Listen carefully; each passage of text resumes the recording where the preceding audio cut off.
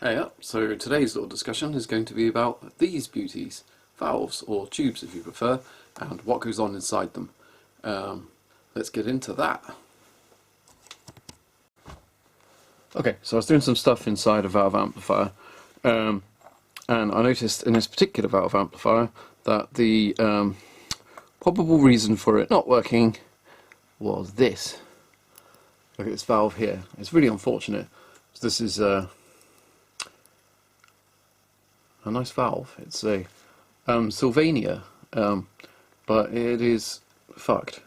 The fact that this portion of the valve at the top, which would, as on its brother, normally be silver, sort of almost chromy looking, has gone white.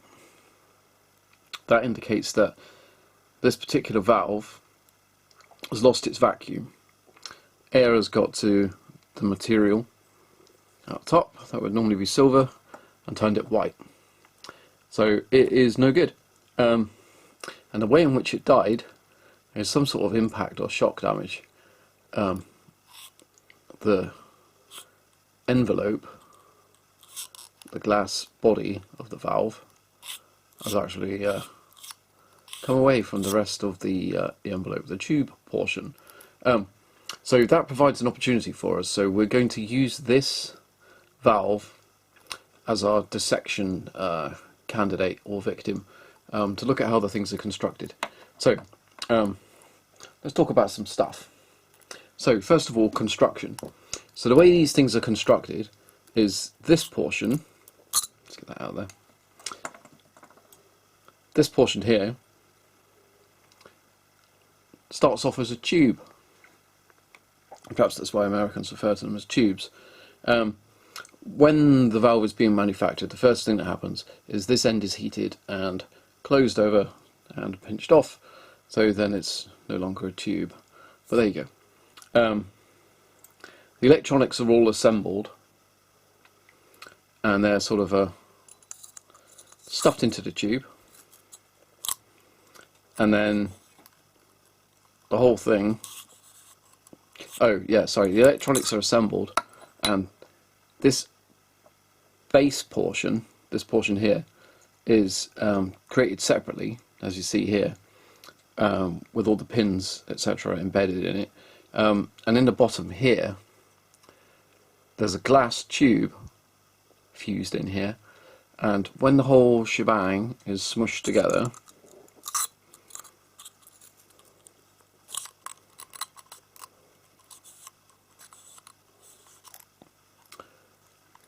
the bottom portion is heated and the outside is heated, and they're fused together.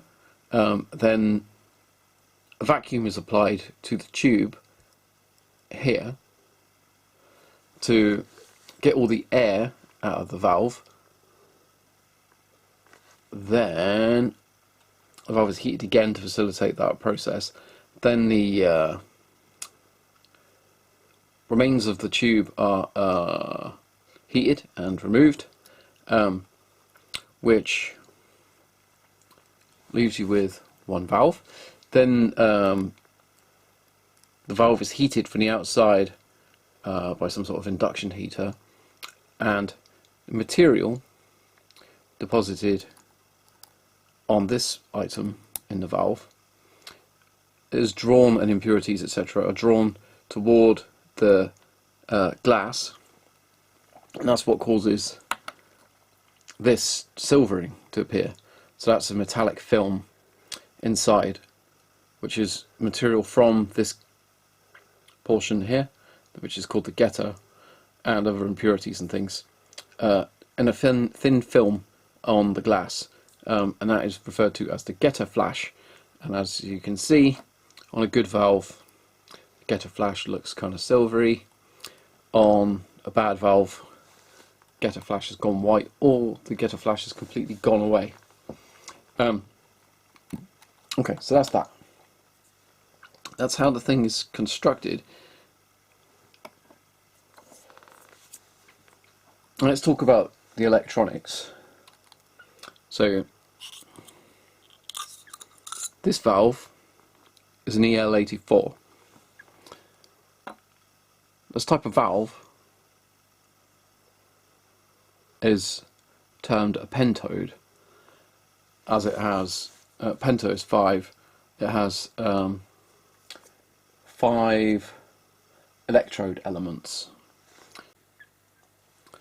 So this is the valve.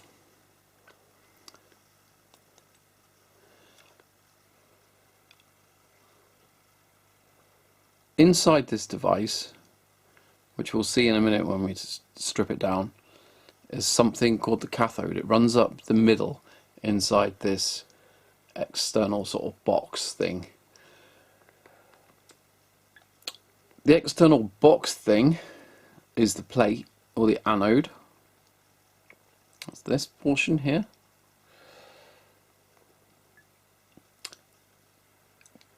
Surrounding the cathode and inside this box plate thing are the grids. You might just be able to see them, the edges of the grids, through these holes in the plate, or the anode. It's in American naming, this will be called the plate. In British naming and in electronic science, it's more called the anode, but it's kind of caught on in the UK to refer to it as the plate as well. So that's 2 elements. The grids, there's 3 of them, and we'll hopefully be able to see those when we get a closer look. So that's the pentode element of it. This stuff at the top is the heater, and this thing, the sort of little halo right at the top, is the getter. And we'll discuss what all these bits and pieces do right now.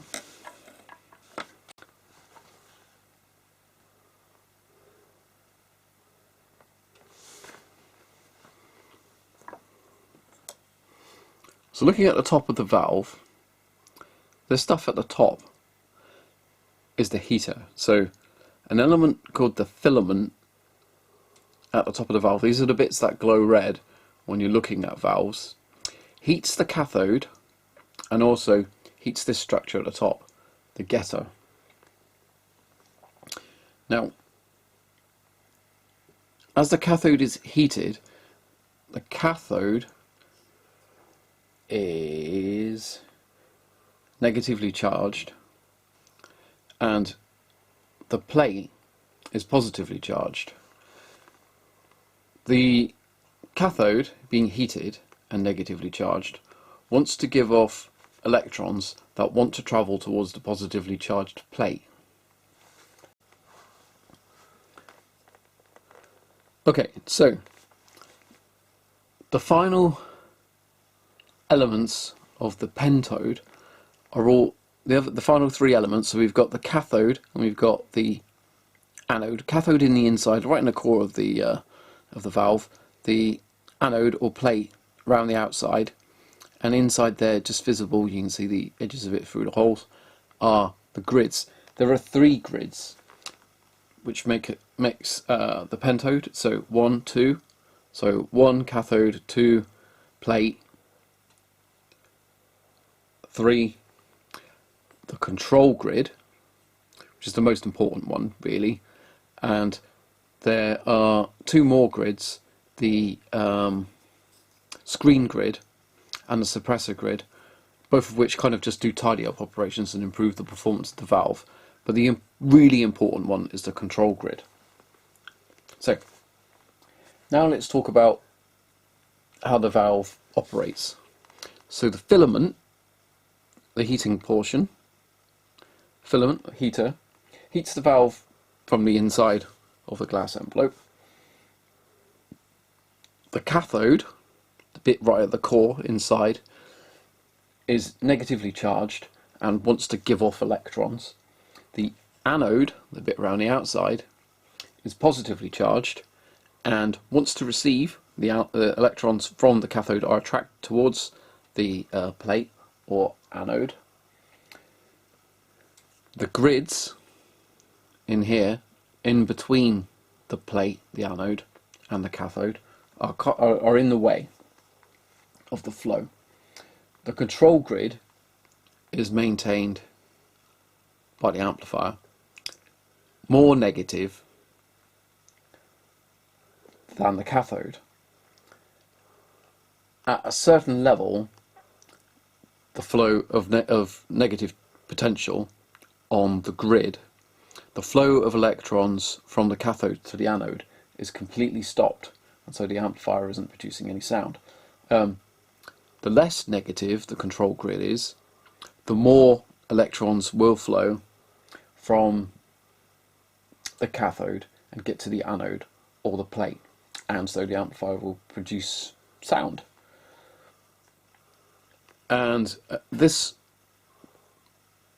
control of the flow of electrons is what makes this a valve.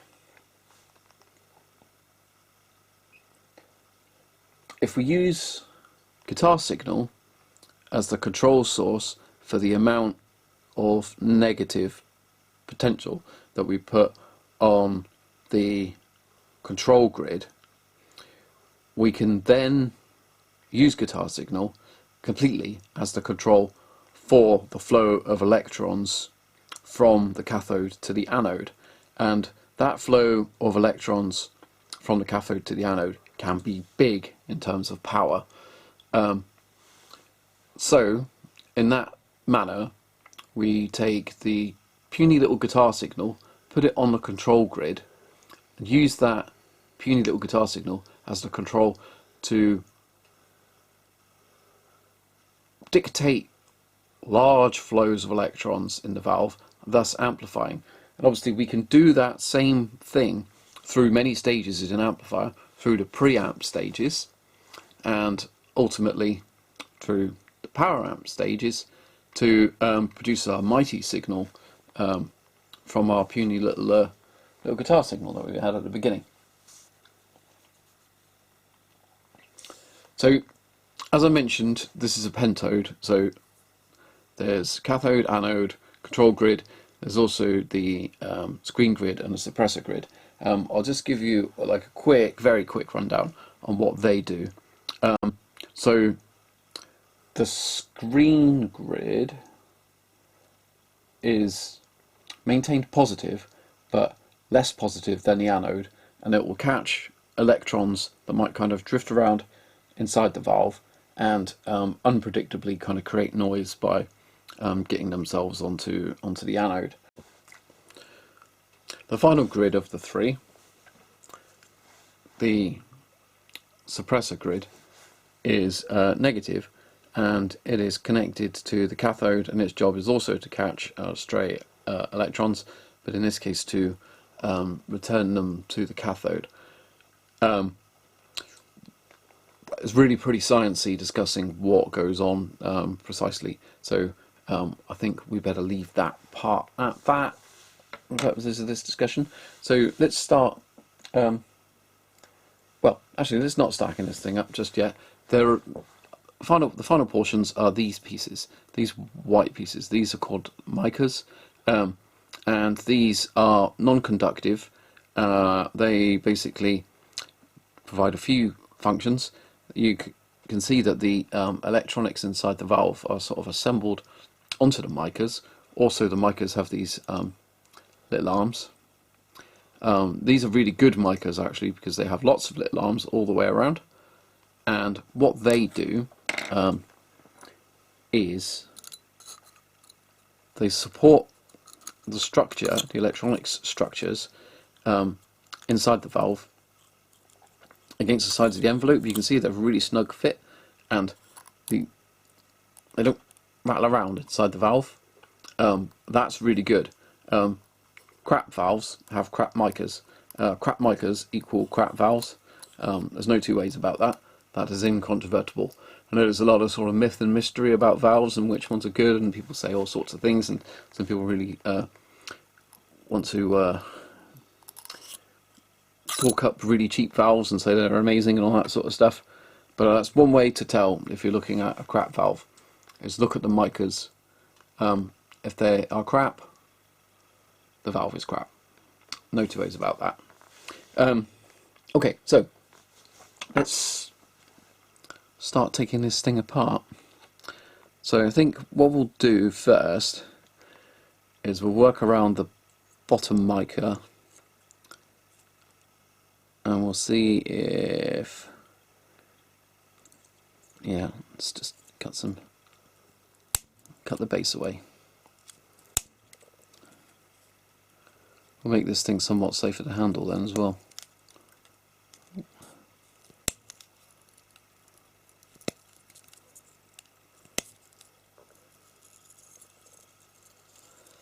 Okay, so there's the filament there and the cathode. There's cathode wires. Okay. Yeah. Okay, so let's get this bottom mica off. Didn't really want to break this mica, but I think I'm going to have to. Okay, there we go. Gosh. Whoa.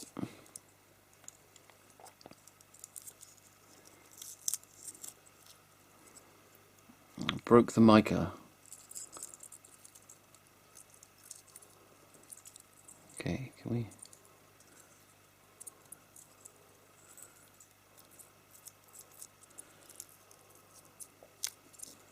Okay, I'm just going to bend the getter out of the way so I can pull stuff up through. Is that going to work? No, maybe not.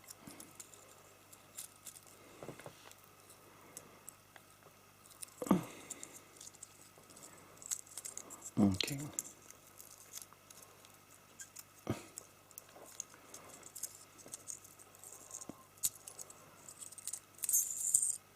Oh yeah, look at that, that's cool.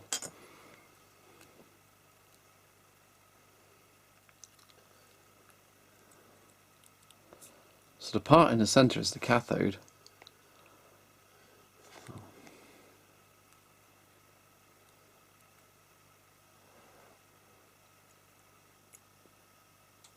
And we can see the grids.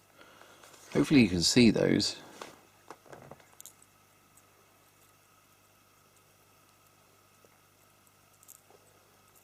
Can we see?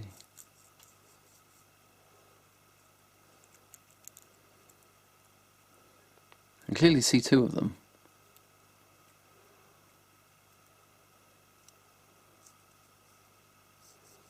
Yeah. I'm going to cut the top of that heater structure off.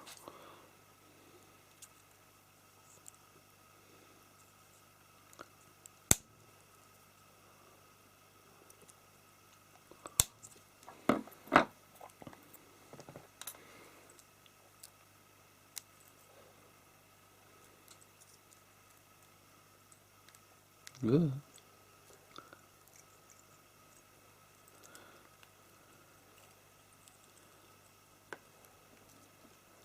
I can't like get it out. Oh, it's connected together. Huh. Of course it is.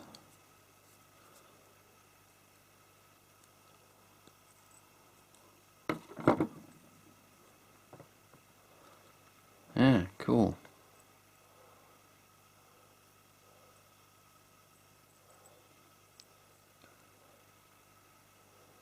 There we go. Now we can see all the grids.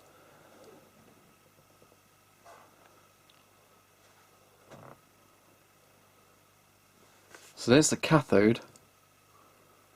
The filament runs up the inside of it. That's the control grid. How cool is that? That's the suppressor grid.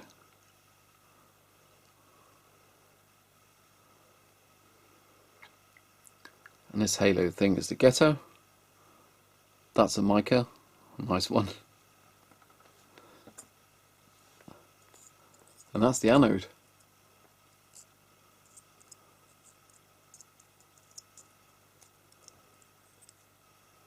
That's pretty amazing. And that's the base with the filament.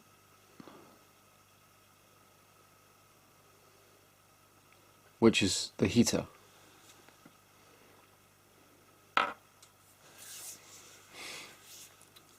So, just for the purposes of comparison,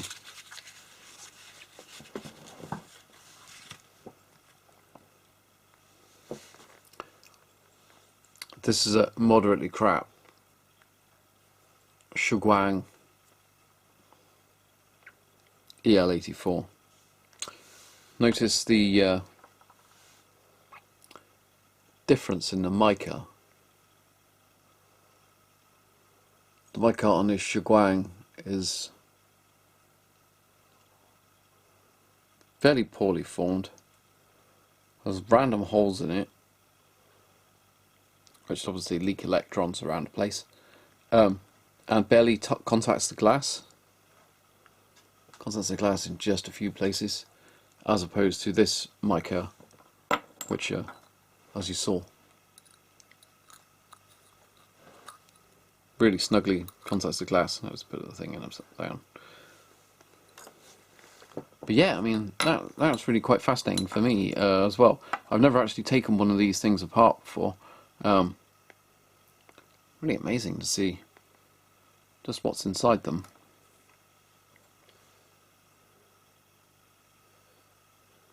Yeah, I can see some of the grid wires in the Shuguang valve.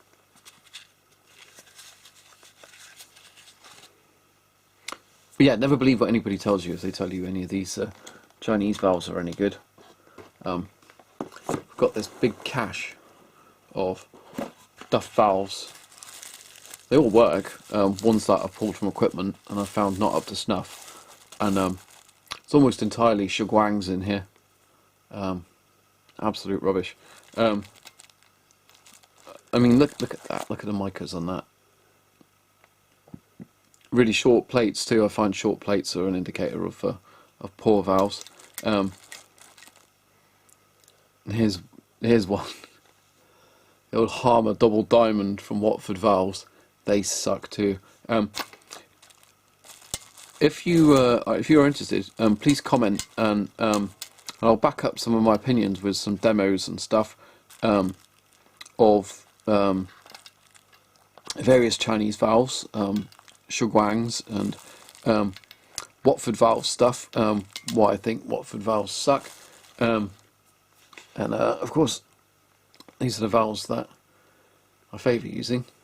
Mullards, proper ones, British ones, and yeah, I can show you why if you're interested. If you want more sort of valve related content, do subscribe and let me know in the comments what type of stuff you'd like to see.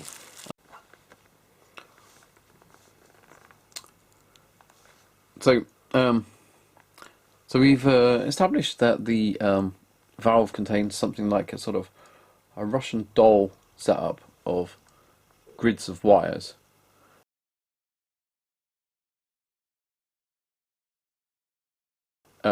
Three grids. And one item we didn't really discuss is this. So this is the getter, and the purpose of this item in the valve, the job that it does, is it is heated, as you can see, by this filament, which is going right up the middle of the cathode there, poking through there. So it provides heat all the way to the top of the valve. The getter gets heated. The getter is coated with material, could be, in this case, barium. But anyway, the purpose of the getter and the material that it's coated with is to attract and fuse onto itself stray gases, like molecules of gases that might be lurking in the valve, and so trap them there, maintaining vacuum within the valve. That's the purpose of the getter. And the getter flash, which is a result of the getter and its treatment, may perform some part of that function, but that's the role of the getter, maintaining vacuum. So I think that covers it. Cathode, negative, source of electrons.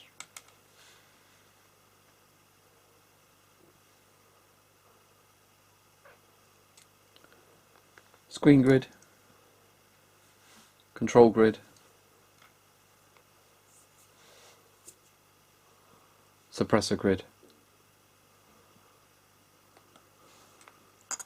plate, anode,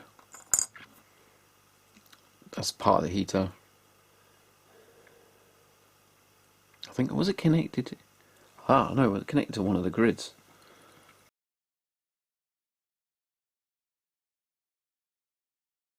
Look at that thing.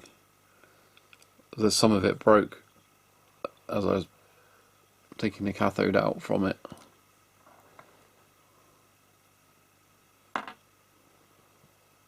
Yeah.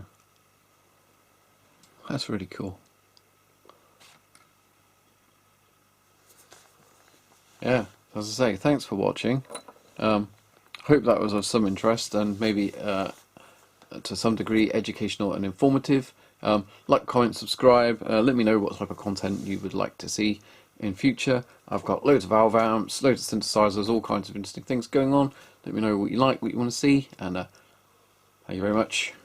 Thanks for watching. Goodbye.